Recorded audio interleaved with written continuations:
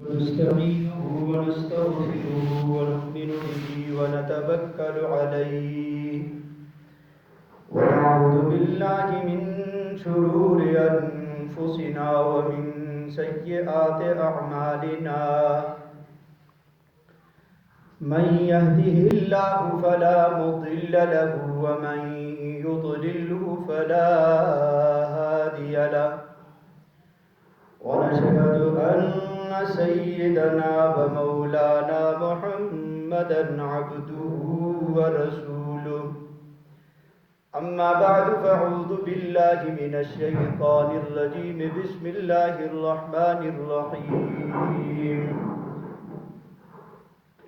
هو الذي بعث في الأميين رسولا منهم يتلو عليهم آياته ويزكيهم ويعلمهم الكتاب والحكمة وإن كانوا من قبل لفي ضلال مبين وقال رسول الله صلى الله عليه وسلم الكيس من دان نفسه وعمل لما بعد الموت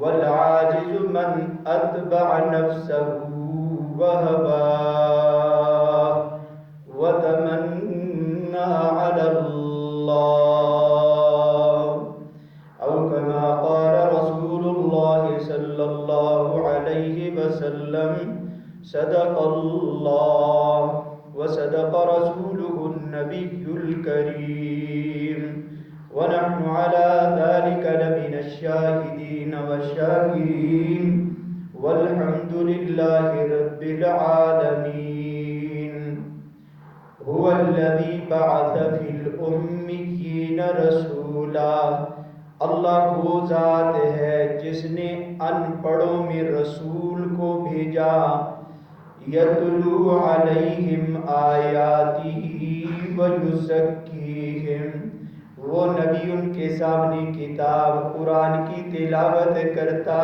ہے وَيُزَكِّيهِمْ ان کا تزکیہ کرتا ہے وَيُعَلِّمُكُمُ الْكِتَابَ وَالْحِكْمَةَ اور ان کو کتاب اور حکمت اور سنت سکھاتا ہے وَإِن كَانُوا مِن قَبْلُ لَفِي ضَلَالٍ مُبِينٍ اور بے شک وہ اس نبی کے آنے سے پہلے سری گمراہی میں مبتلا تھے وقال رسول اللہ صلی اللہ علیہ وسلم الکیس من دان نفسہ عقل مند آدمی وہ ہے جو اپنے نفس کو پہچان لے وعمل لما بعد الموت اور مرنے کے بعد کے لیے عمل کرے والعاجز من اتبع نفسه وهواه عاجز اور بے وقوف وہ ہے جو اپنے نفس کی اتباع کرے خواہشات کی اتباع کرے وتمنى على اللہ اور اللہ کے ساتھ بڑی بڑی امیدیں لگا کر رکھے۔ میرے بھائی اور دوستو، پچھلے جمعے کو بھی یہی مضمون عرض کیا تھا۔ اللہ تعالیٰ نے ایسی قوم میں نبی کو بھیجا جو قوم قرآن کہتا ہے امیین ان پڑھ تھے۔ یہود کے ہاں، نصارہ کے ہاں انبیاء علیہ السلام کا سلسلہ جاری تھا، نسل در نسل اللہ تعالیٰ نے یہود کے لیے 4,500 انبیاء علیہ السلام بھیجے تھے۔ حضرت یعقوب علیہ السلام کی اولاد سے اور اس سے اوپر چلے جائیں تو سیدنا ابراہیم علیہ السلام کے بیٹوں میں سیدنا اسماعیل علیہ السلام اور حضرت اسحاق علیہ السلام، حضرت اسحاق علیہ السلام کی اولاد سے اللہ تعالیٰ نے 4,500 انبیاء بھیجے ہیں، اور یہ یہود کے جد امجد اور اوپر تک ان کی نسلوں میں اللہ نے انبیاء کا سلسلہ جاری رکھا تھا۔ تو وہ پڑھی لکھی قوم تھی، ان پڑھ نہیں تھے۔ ابراہیم علیہ السلام کے دوسرے بیٹے سیدنا اسماعیل علیہ السلام، ان کی اولاد سے اللہ نے صرف ایک نبی پیدا کیا ہے، صرف ایک نبی پیدا کیا ہے، اور وہ نبی سرکار دو عالم صلی اللہ علیہ وسلم ہیں۔ لہذا ہمارے جو جد امجد ابراہیم علیہ السلام اور سیدنا اسماعیل علیہ السلام، اسماعیل علیہ السلام سے لے کر رسول پاک صلی اللہ علیہ وسلم تک کفار مکہ کی نسل اٹھا کے دیکھیں، کوئی نبی موجود نہیں۔ تو ادھر 4,500 انبیاء کو اللہ نے بھیجا، اور ادھر اسماعیل علیہ السلام اور سرکار دو عالم صلی اللہ علیہ وسلم کے درمیان کوئی نبی نہیں۔ اس لیے میرا اللہ کہتا ہے هو الذی بعث فی الأمیین رسولا، اللہ وہ ذات ہے جس نے ان پڑھوں میں رسول کو بھیجا۔ اس نبی کی زندگی کے 4 مقصد، یتلو علیہم آیاتہ، وہ نبی قرآن کی تلاوت کرتا ہے، ایک مقصد، وَيُزَكِّيهِمْ، اور اندر کی بیماریاں، اندر کی کون کون سی بیماری ہے؟ ایک جسم کی بیماری ہوتی ہے، بخار ہو جائے، آنکھوں میں تکلیف ہو، دانتوں میں تکلیف ہو، پیٹ میں تکلیف ہو، ٹانگوں میں تکلیف ہو، سر درد کرتا ہے، کسی کا گردہ خراب ہو گیا، کسی کا جگر خراب ہو گیا، یہ ساری ظاہری امراض ہیں، یہ ساری جسمانی امراض ہیں۔ اور کچھ بیماریاں انسان کو اندر لگ جاتی ہیں، کچھ بیماریاں انسان کے دل کو لگتی ہیں، جو ڈاکٹروں کے ایکس رے میں نہیں آتی، مشینوں میں نہیں آتی۔ خالق کائنات کہتا ہے انسان کو کچھ اندر کی بیماریاں بھی لگتی ہیں، وہ اندر کی بیماریاں قرآن بتاتا ہے، کتنی قسمیں قرآن نے کھائی ہیں۔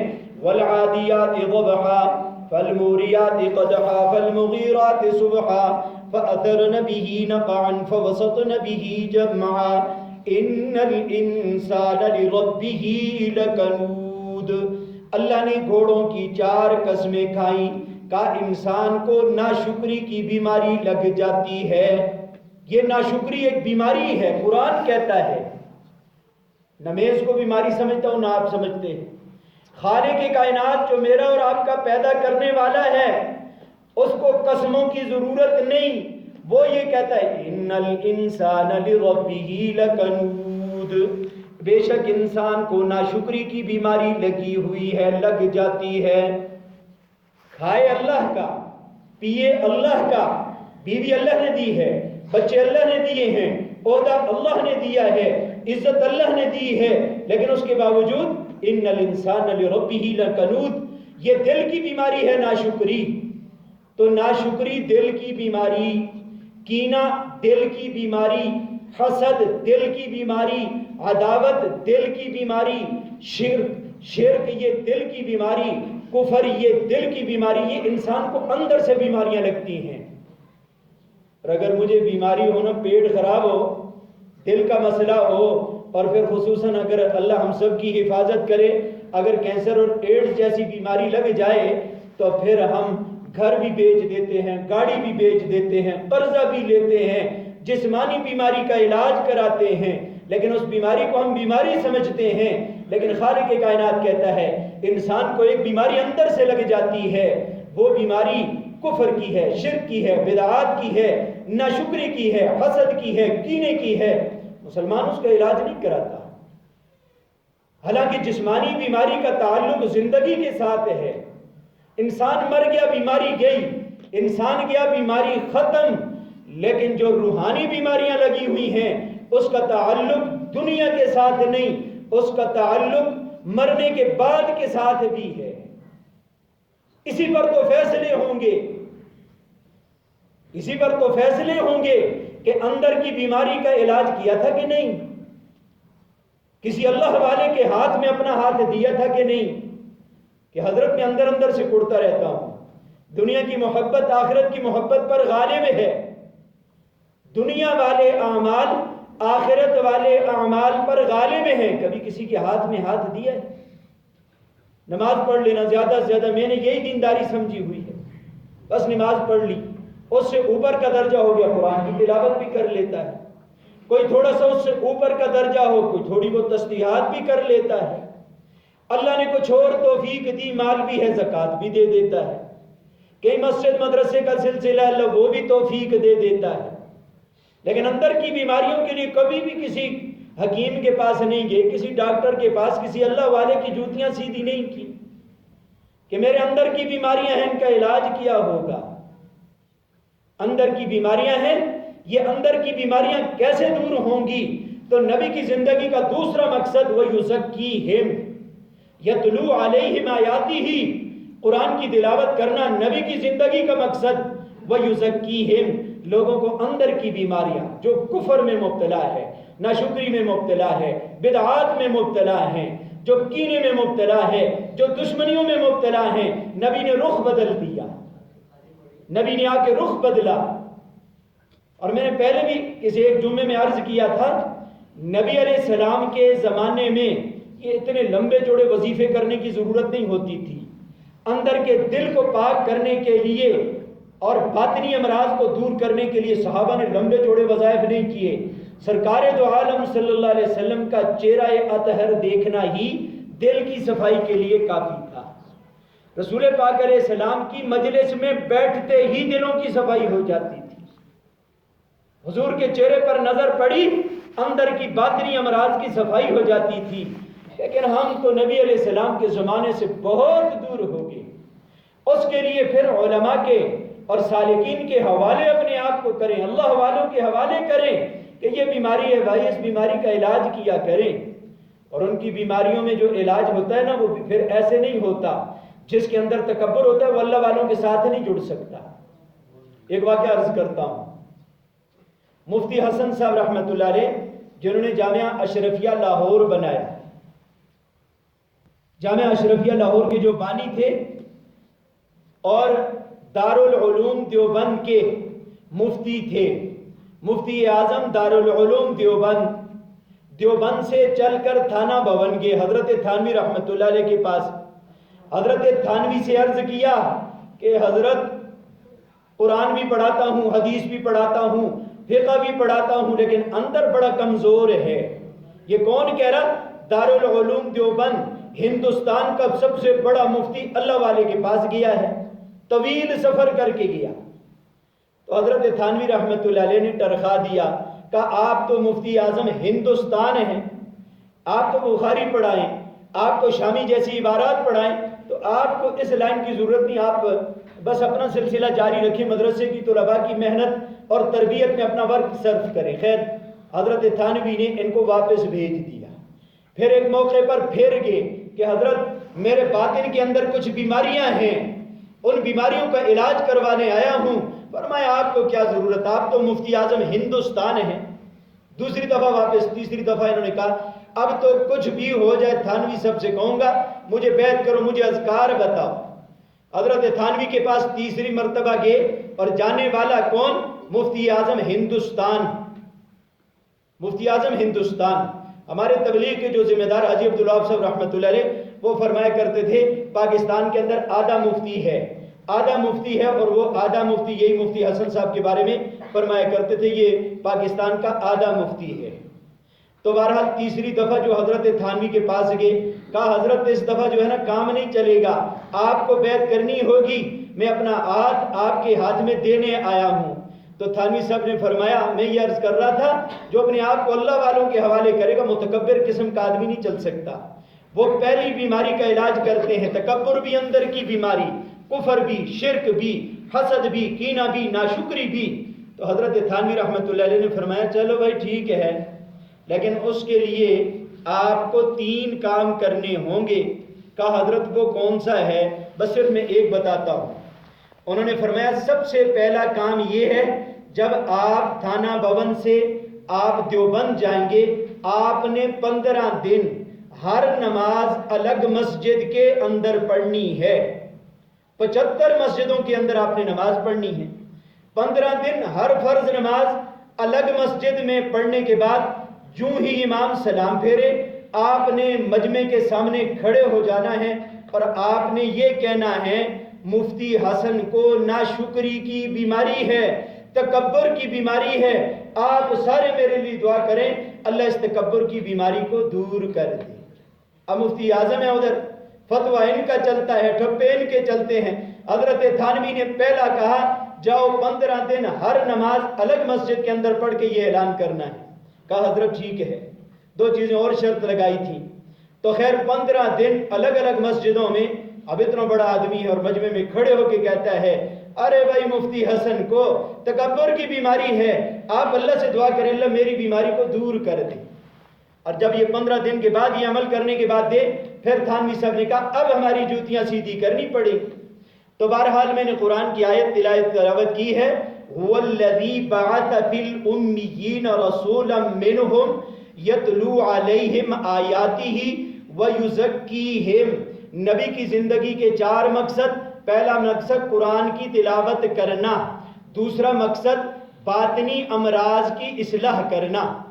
باطنی جو بیماریاں میں نے تذکرہ کیا ہے، کفر بھی ہے، شرک بھی ہے، حسد بھی ہے، کینہ بھی ہے، ناشکری بھی ہے، یہ اندر کی بیماریوں کا علاج نبی کرتا تھا۔ یزکیہم، اندر کی بیماریوں کا، اندر کی بیماریوں کا۔ بے حیائی بھی اندر کی بیماری، بے غیرتی بھی اندر کی بیماری ہے۔ تو نبی علیہ السلام ان بیماریوں کے علاج کے لیے اللہ نے بھیجے تھے۔ اور میں نے پچھلے جمعے کو بھی عرض کیا تھا، اہل باطل نے، یہود و نصارہ نے اس تزکیے کے مقابلے میں یہ اہل اللہ جو مراقبے کرتے ہیں، خانقاہوں میں بیٹھتے ہیں، ذاکرین جو ذکر کرتے ہیں، دلوں کی پاکیزگی کا راہ دکھاتے ہیں، یہود و نصارہ نے اس کے مقابلے میں، تزکیہ نفس کے مقابلے میں بے حیائی کا دروازہ کھولا ہے کہ ان کے دلوں کو مار دو۔ 24 گھنٹے نیٹ پہ بیٹھا ہوگا۔ 2000 ویب سائٹ یہ ہندوستان نے اور اسرائیل نے مسلمانوں کے لیے بنائی ہیں، سارے اسلامی ملک اس میں مبتلا۔ تو تزکیہ نفس اندر کی بیماری دور کرتا ہے، اور یہود و نصارہ نے ہمارے لیے بے حیائی کا راستہ کھول دیا۔ مسلمان بچہ ہے، دیندار بچہ ہے، حتیٰ کہ ہمارے علماء میرے سمیت ہم سارے لگے ہوئے ہیں، آنکھیں بند ہونے تک سارے لگے ہوئے ہیں اس مصیبت میں، وقت ہے ہی نہیں۔ فرض نماز کی بھی چھٹی، قرآن کی بھی چھٹی، ذکر و اذکار کی بھی چھٹی۔ تو تزکیے کے مقابلے میں بے حیائی کا دروازہ کھولا ہے۔ اور یہ 2 سال سے تو یہ میرا جسم پتہ نہیں میری مرضی، یہ بھی ان کا ایک بہت بڑی ان کی سازش اور چال ہے۔ مسلمان کی بیٹیوں کے بال کس نے دیکھے تھے؟ مسلمان کی بیٹیوں کا چہرہ کس نے دیکھا تھا؟ لیکن محنت کی ہے، تزکیے کے مقابلے میں بے حیائی کا راستہ کھول کے میری بیٹی، میری بہن، میری خالہ کو روڈوں پہ لا کے کھڑا کر دیا۔ یہ کل کو دعویٰ کریں گی کہ میں فاطمہ کی اولاد ہوں، میں عائشہ کی اولاد ہوں، میں حضرت جویریہ کی اولاد ہوں۔ یہ نبی کے ساتھ کیسے، نبی کی ازواج اور بیٹیوں کے ساتھ کیسے مشابہت اختیار کرتی ہیں؟ تعصل الہ وانت تظہر حبہ ھذا لعملی فی الفعال بدیع۔ دعوے کا موقع آئے تو مرد بھی کہے، عورت بھی کہے ہم تو نبی سے پیار کرتے ہیں، ہمیں تو اللہ سے پیار ہے۔ عمل کی باری آئی تو اللہ کی نافرمانی، اللہ کے رسول کی نافرمانی، نبی کے ساتھیوں کی نافرمانی، یہ تعصل الہ وانت تظہر حبہ، اللہ کی نافرمانی کرتا ہے۔ جب زبان کی باری آئی تو پھر تو محبت میں، دعوے میں اول پوزیشن حاصل کر ایسی باتیں کرتا ہے، ہم تو اللہ والے ہیں، اللہ ہی کی کرتے ہیں، اللہ ہی کی سنتے ہیں، اللہ ہی والی دیکھتے ہیں۔ تو پھر میرا جسم میری مرضی، یہ عورت کب پھر حضرت فاطمہ کے ساتھ اس کا حشر ہوگا؟ سیدۃ نساء اہل الجنہ کے ساتھ اس کا حشر کیسے ہوگا؟ یہ حضور کی بیویوں کی کیسے زیارت کریں گی ایسی بے حیا اور بے غیرت عورت؟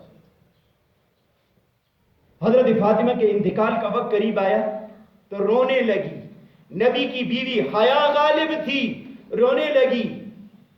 نوکرانی نے پوچھا روتی کیوں ہو؟ کہا لگتا ہے میری زندگی کا آخری دن ہے، لگتا ہے میری زندگی کا آخری دن ہے اور میں نے ابھی غسل کرنا ہے۔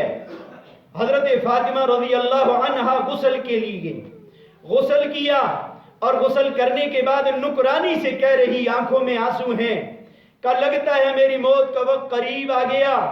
میرے انتقال کے بعد علی آئے رضی اللہ عنہ تو سیدنا علی کو کہہ دینا کہ فاطمہ کو غسل دینے کی ضرورت نہیں، فاطمہ غسل کر چکی ہے۔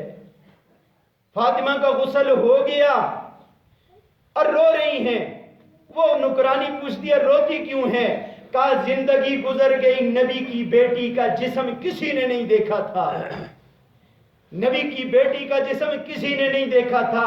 اب جب مر جاؤں گی چارپائی پہ پڑی ہوں گی، جنازہ پڑھانے والا بھی دیکھے گا اور جنازہ پڑھنے والے بھی محمد الرسول اللہ کی بیٹی کو دیکھیں گے کہ اس کا قد لمبا تھا، یہ ڈھگنے قد کی تھی، یہ موٹی تھی یا پتلی تھی. کپڑے کے اندر سے بھی اندازہ ہوگا محمد الرسول اللہ کی بیٹی کا. میں اس سے بھی مجھے شرم اور حیا آتی ہے، میرا جنازہ بھی کوئی مرد نہ دیکھے. نکرانی نے کہا پریشان نہ ہو، میں شام میں وقت گزار کے آئی ہوں. وہاں میتوں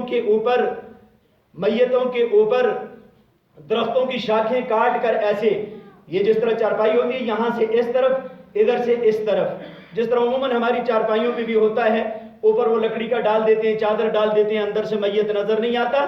کا ملک شام میں میت کے ساتھ ایسے کرتے ہیں. پھر بتا دیا کہ دو شاخیں لے لیں، ایک کونے سے دوسرے کونے کی طرف، دوسرے سے دوسرا، اوپر رسی باندھ دی، کا چادر ڈال دیں، پھر جسم نظر نہیں آتا. تو خوش ہو گئی. کہا اچھا.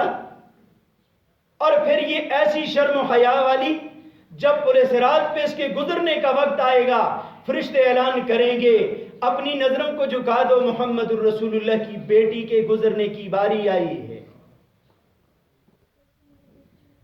اعلان ہوگا نظروں کو جھکا لو. حیا تو اس چیز کا نام تھا. تو نبی کی زندگی کا مقصد میں عرض کر رہا تھا 4 چیزیں ہیں. یتلو علیہم آیاتی ہی، نبی قرآن کی تلاوت کرتا ہے. وہ یزکیہم، اندر کی بیماریوں کا علاج کرتا ہے. اور اہل باطل اور یہود و نصارہ نے ہمارے تزکیہ نفس اور اندر کی بیماریاں بڑھانے کے لیے یہ اللہ والوں کے مقابلے میں، تزکیہ نفس اور سالکین کے مقابلے میں انہوں نے بے حیائی کا دروازہ کھولا. میری بیٹی کو، میری بہن کو روڈوں پہ لا کے کھڑا کر دیا. نبی کی زندگی کا تیسرا مقصد وَيُعَلِّمُهُمُ الْكِتَابَ، قرآن سکھانا. قرآن سکھانا یہ بھی نبی کی زندگی کا مقصد تھا. تو اللہ کا واسطہ ہے اپنی اولادوں کو قرآن سکھائیں، اولادوں کو قرآن سمجھائیں اور اولادوں کی منت کریں، قرآن پر خود عمل کریں، ان کو بھی عمل کرائیں. اور چوتھی چیز میں نے عرض کی تھی دوسروں تک پہنچانا، یہ بھی قرآن کا حق ہے. ماہر علماء سے اپنے بچوں کو قرآن پڑھائیں. ٹیوشن کے لیے تو اعلیٰ سے اعلیٰ استاد میں رکھتا ہوں، اور قرآن کے لیے جو 600 والا قاری ہو نا اس کو بھی نہیں رکھتے، جو 300 لے. اور وہ بھی آتا ہے پھر مہینے میں 10 دن آئے گا، 20 دن کی چھٹی. اور کبھی وہ آتا ہے ٹیوشن والے کو تو وقت پہ پیسے دیتے ہیں. وہ ایک استاد تھا، میں ایک جاننے والے تھے، میں نے اس کو استاد دے دیا. تو وہ جاننے والے محلے والے نے مجھے کہا مولانا یہ کس طرح کا قاری صاحب دیا ہے، 6 مہینے اس کے ہو گئے، بچوں کو پڑھاتا ہے لیکن اکثر ناغے کرتا ہے، مہینے میں 10 دن آتا ہے. وہ میری قسمت کچھ خراب تھی، کچھ اس کی بھی خراب تھی. میں باہر کھڑا تھا، اتنے میں قاری صاحب بھی آگے سائیکل پہ. میں نے کہا یار مجھے بڑا دکھ ہوا، میں نے آپ پر اعتماد کیا تھا. میں نے کہا حاجی صاحب کے بچوں کو پڑھانا 6 مہینے ہو گئے اور آپ جو ہے مہینے میں 20 چھٹیاں کرتے ہیں. کہا مولانا ذرا میری بھی تو وجہ سنو، میں کیوں چھٹیاں کرتا ہوں. اس سے پوچھو 1000 روپیہ مہینہ طے ہوا تھا، 6 مہینوں میں 1000 روپیہ تو دیا ہے نا، تو پھر 1000 روپے میں اتنا ہی ہوتا ہے. 5 مہینے سے مجھے کچھ بھی نہیں دیا ہے. تو انگلش والی ٹیوشن والے ایڈوانس لیں، اور قرآن جو پڑھانے والا، آپ پر احسان کرنے والا، وہ بھی کسی مجبوری سے دروازے پہ آتا ہے. ورنہ جو اللہ والے ہوتے ہیں وہ دروازوں پہ نہیں آتے، کسی مجبوری سے آتا ہوگا. تو بہرحال اس بیچارے کو پہلے تو طے اتنا کرتے ہیں، 500 ہو گیا، 600 ہو گیا، بہت کوئی تیر مارے تو 1000 1500 ہو گئے. اور پھر دینے میں ایٹم بم نظر آتا ہے کہ قرآن پڑھانے والے کو 1000 1500 دیتے ہوئے پیٹ میں مروڑ پڑتے ہیں. تو اللہ کے لیے اپنی اولاد کو قرآن پڑھائیں، اپنی اولاد کو قرآن سمجھائیں اور قرآن پر عمل کرنے کا کہیں. اگر ذرا صحابہ کی زندگی کو اٹھا کے دیکھیں نا تو وہ اپنی اولادوں کو جو ہی بچہ بولتا تھا کلمہ سکھاتے تھے، جو ہی بچہ بولنا شروع کرتا تھا قرآن کی چھوٹی چھوٹی سورتیں سکھاتے تھے، جو ہی بولنا شروع کرتا تھا قرآن سکھاتے تھے. ہمارے ہاں سب سے پہلا لفظ تو ڈیڈی تو ماما تو پاپا، یہ ادھر سے ہماری ابتدا ہوتی ہے. اور موت کے وقت بھی پتہ نہیں اللہ ہم سب کی حفاظت کرے. ایسا نہ یہ ڈیڈا ماما کرتے کرتے لیڈیز اینڈ فران جنٹلمین ایسا نہ ایسے ہی دنیا سے رخصت ہو جائیں. صرف آخر میں واقعہ عرض کرتا ہوں، حضرت عمر بن عبدالعزیز رحمۃ اللہ علیہ حضرت عمر کی نواسی کا بیٹا ہے. عمر بن عبدالعزیز رحمۃ اللہ علیہ کا انتقال کا وقت قریب ہوا. انتقال کا وقت قریب ہوا. 11 بیٹے تھے اور وقت کا حاکم ہونے کے باوجود، امیر المومنین ہونے کے باوجود بیٹوں کو عیاشی نہیں کرائی. بیٹوں اور بیٹیوں کو عیاشی نہیں کرائی. ایک موقع پر بیٹی سے کہا بیٹا ایک کٹورا پانی کا لا کے دے دے. بیٹی نہیں آئی. پھر آواز دی امیر المومنین نے بیٹا مجھے پانی لا کے دے. بیٹی نہیں آئی. بیوی فاطمہ کو بلایا، کہا بیٹی جب سے جوان ہوئی اس کی عادات بگڑ گئی ہیں، یہ بگڑتی جا رہی ہے. بیوی نے پوچھا کیا ہوا؟ کہا میں نے 2 دفعہ پانی مانگا ہے، پانی لا کے نہیں دیا ہے. تو بیوی نے کہا ایک ہی تو جوڑا تیری بیٹی کے کپڑوں کا ہے، تیری بیٹی کا تہبند اور شلوار اس قابل نہیں ہے. اتنا پھٹا ہوا ہے کہ اس کا 70 ننگا ہے. باپ کے سامنے وہ اس وجہ سے نہیں آ رہی ہے. یہ اس بات کی دلیل تھی امیر المومنین تھا، وقت کا حاکم تھا، بغیرت اور چور نہیں تھا، امین تھا. یہ امین ہونے کی علامت تھی. ہمارے والے تو ہمارے خون اور پسینے کے مال سے عیاشیاں کرتے ہیں. اور جب انتقال کا وقت ہوا صرف 17 دینار چھوڑے. 17 دینار. 5 دینار کفن کا خرچہ، 6 دینار قبر کی کھودائی کا خرچہ، 11 دینار رہ گئے اولاد کے لیے. 11 بیٹے ہیں اور 3 غالباً بیٹیاں ہیں. 14 افراد صرف 11 درہم دینار چھوڑ کے جا رہے ہیں. آخری سانس ہے. ایک وزیر نے کہا حضرت آپ نے اپنی اولاد کے ساتھ زیادتی کی ہے، آپ نے اپنی اولاد پر ظلم کیا ہے. آپ اس سے پہلے حکماء کو دیکھیں، انہوں نے اپنی اولادوں کے لیے کتنے درہم دنانیر اور پراورٹیاں چھوڑ کی گئے ہیں یہاں سے. فرمایا مجھے بٹھا دو. لیٹے ہوئے تھے. ان کو جب بٹھایا گیا ٹیک لگائی. فرمایا اللہ کی قسم میں نے خیانت نہیں کی سرکاری مال میں نے خیانت نہیں کی، اور اللہ کی قسم میں نے اپنی اولاد کو دیندار بنایا ہے. اور قرآن میں نے یہ پڑھا ہے وَهُوَ يَتَوَلَّى الصَّالِحِينَ، اللہ پاک نیکوں کا ہدایت، جو نیکوکار ہیں، جو دیندار ہیں، اللہ ان کا حمایتی اور مددگار ہے. کہ ان کو دیندار بنایا ہے. دینداروں کے بارے میں اللہ کہتا ہے يَتَوَلَّى الصَّالِحِينَ، اللہ ان کی مدد کرے گا، اللہ ان کی مدد کرے گا. اللہ ان کو بھوکا نہیں مارے گا. دینداری سکھائی ہے، اسلام سکھا کے جا رہا ہوں، ایمان سکھا کے جا رہا ہوں، امانت سے خیانت نہیں کی ہے. اور پھر اگلا عجیب جملہ کہا اگر ان میں دینداری غالب ہوئی، اگر میری اولاد دیندار ہوئی تو اللہ کا وعدہ ہے اللہ مدد کرے گا. اگر میری اولاد بے دین اور بے غیرت ہوئی، یہ مردار ہو جائے، مجھے ان کی کوئی پرواہ نہیں. پھر ایسی اولاد کی کوئی ضرورت نہیں جو بے غیرت ہو، جو اپنے اولاد کے لیے ہاتھ تک نہ اٹھائے. کتنوں کو دیکھتے ہیں جنازہ باپ کا پڑھے، جنازہ نہیں پڑھتا، آتا ہی نہیں ہے کہاں سے پڑھے، آتا ہی نہیں کہاں سے پڑھے. اور پھر سیکھنے کی کوشش بھی کرتے ہیں، نہیں سیکھ ہی نہیں سکتے، آتا ہی زبان پہ چڑھتا ہی نہیں ہے. پتہ نہیں ایک دفعہ ہماری پنجگور میں تشکیل تھی چلے کی. وہ ایک بزرگ تھے، بڑی عمر کے تھے، یقین مانے 40 دنوں کے اندر کلمہ ہی زبان پہ نہیں چڑھتا تھا. کہ ساری زندگی دبئی میں گزر گئی، عربوں کے ساتھ گزر گئی، کلمے کے الفاظ زبان پہ چڑھتے ہی نہیں تھے. تو بھائی اور دوستو، اللہ نے یہ موقع دیا ہوا ہے. نبی کی زندگی کے 4 مقصد قرآن کی تلاوت ہے، باطنی امراض کو علماء کے اپنے آپ کو حوالے کر کے ان بیماریوں کا علاج کروانا، اور قرآن کو سیکھنا اور سکھانا، والحکمہ، اور نبی کی سنتوں کو سیکھنا. یہ میری زندگی میں بھی داخل ہے، آپ کی زندگی میں بھی داخل ہے. اخیر میں کہ 2 دنوں کے بعد، آج غالباً شعبان کی 12 تاریخ ہو چکی ہے، تو مزید 3 جو کل کی رات نہیں پرسوں کی 2 راتیں چھوڑ کر جو تیسری رات آئے گی، یہ 15 شعبان کی رات ہے. بڑی فضائل والی یہ رات ہے. اس رات میں فیصلے ہوتے ہیں، روزی کے فیصلے ہوتے ہیں، اولاد کے فیصلے ہوتے ہیں، اللہ نے کس کو کیا دینا ہے، اور ایسی موت کے فیصلے ہوتے ہیں. حضور علیہ السلام نے فرمایا، اس دن حضور روزہ رکھتے تھے 15 شعبان کا. فرمایا جس وقت میری موت کا فیصلہ ہو رہا ہو، میرے دل کی خواہش یہ ہے کہ میں اس وقت صائم اور روزہ دار ہوں. دوبارہ کوشش کر لیں، یہ جو 15 شعبان آنے والا